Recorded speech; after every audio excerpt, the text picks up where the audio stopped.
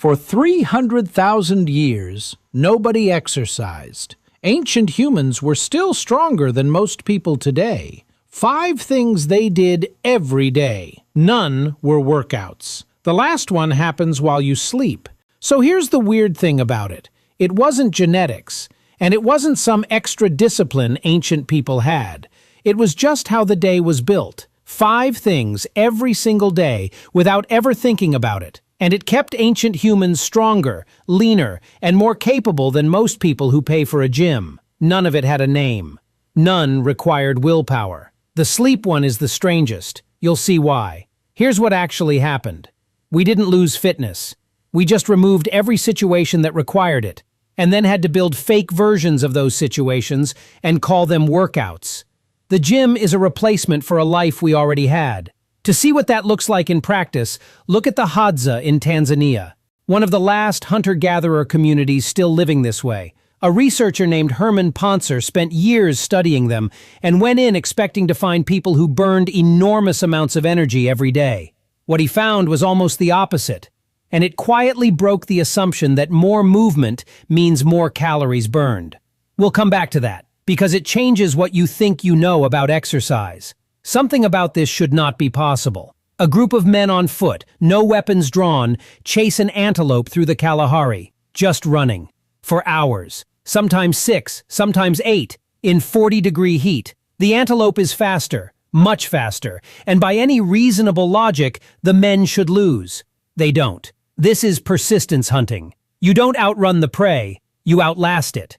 Animals cool down by panting, which forces them to stop and stand still to breathe. Humans sweat, which means we can run and cool down at the same time. Every other mammal on that savanna has to choose between running and cooling. We just do both. Anthropologist Louis Liebenberg tracked these hunts with the San people of Namibia for years. The average run? About 30 kilometers. Not a sprint, not interval training. 30 kilometers of tracking, reading footprints, predicting where the animal would go next. All at a pace that would get most modern runners to a half-marathon finish. Nobody trained for it. There was no training schedule, no periodization, no Zone 2 protocol.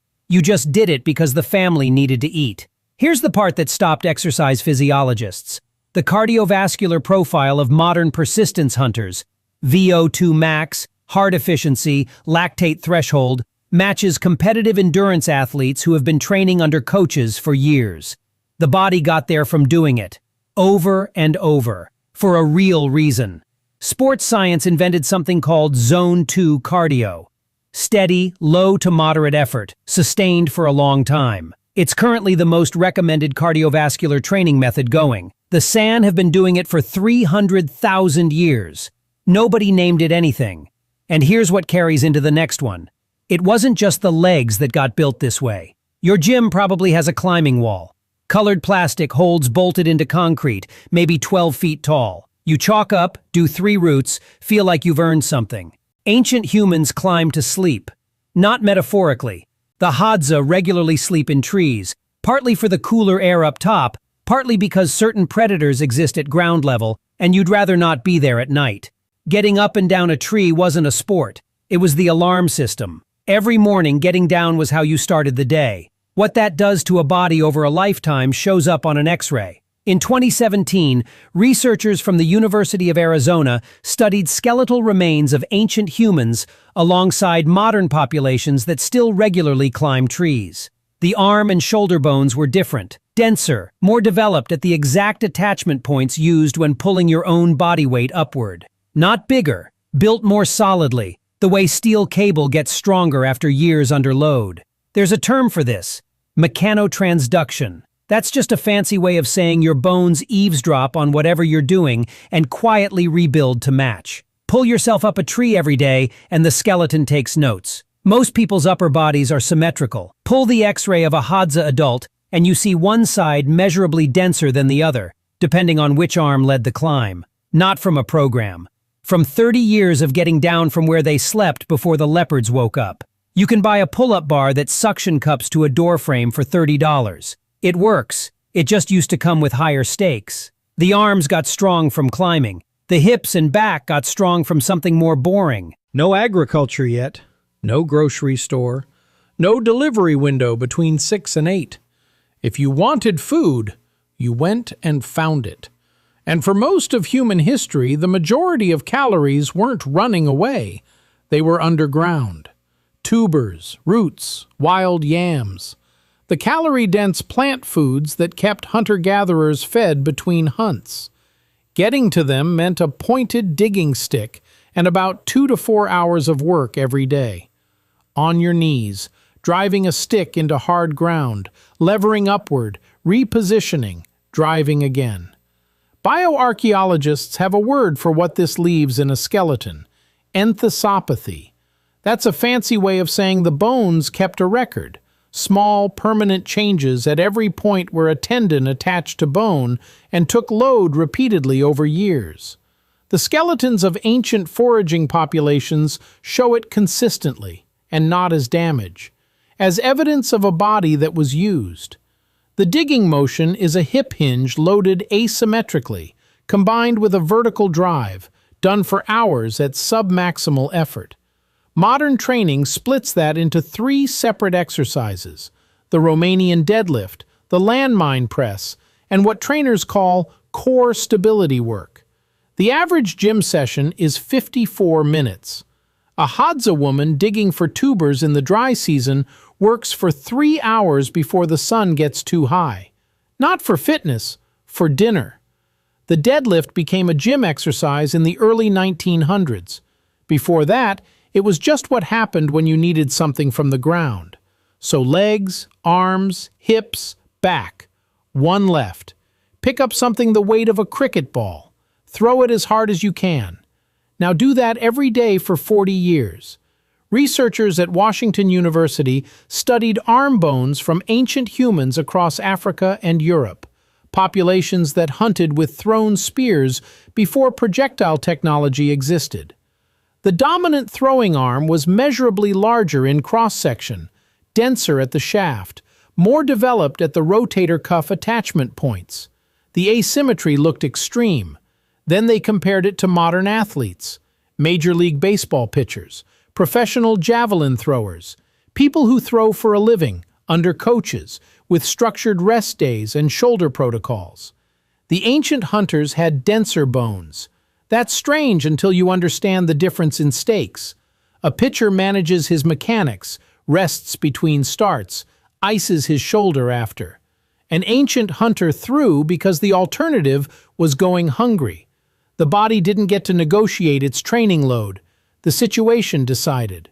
There's a principle called Wolff's Law, the idea that bone quietly reorganizes its internal architecture to match the loads you put on it.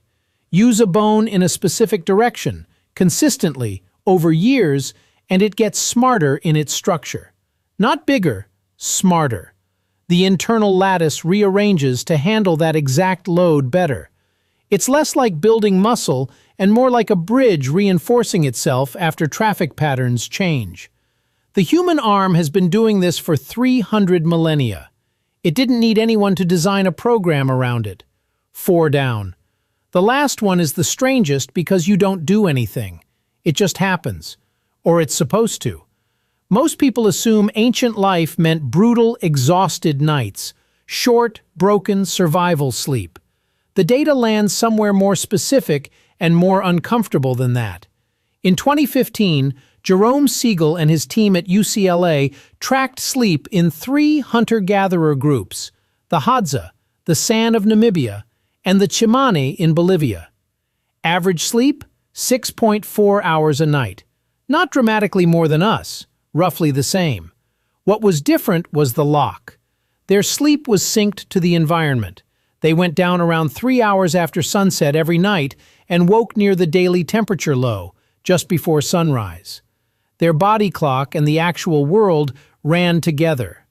Temperature dropped, melatonin rose, the body followed. That matters because your body doesn't just need hours of sleep. It needs the right conditions for sleep to do what sleep is actually for. Go to bed with bright screens, artificial light, and a warm room, and you're asking your body to recover while something else is actively working against it. Ancient sleep worked not because ancient people had better biology. It worked because nothing in the environment was fighting the process.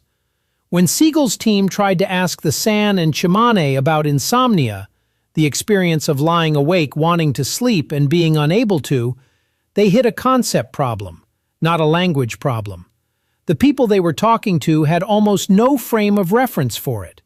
It was so rare, it barely existed as something you could put words to. 1 in 3 Americans report insomnia symptoms. Same species, same hardware, completely different default. Gold's Gym opened in 1965. Kenneth Cooper's book, Aerobics, the one that made cardio a civilian idea, came out in 1968. The human body has been running the same hardware for 300,000 years. The gym, as an idea, is 60 years old. Here's what Pontzer actually found with the Hadza that broke the model. Despite walking 8 to 10 miles a day, their total daily energy expenditure was almost identical to sedentary office workers in the West. The body adapted. It compensated. Turns out, the body isn't a furnace that burns more when you add fuel. It's more like a budget. It finds a number and works around it. Which means the point of movement was never calorie burning. It was building a body that could do the thing. Hunting built endurance. Climbing built pulling strength. Digging built the posterior chain. Throwing built the arm. Sleep rebuilt all of it overnight. None of it was exercise.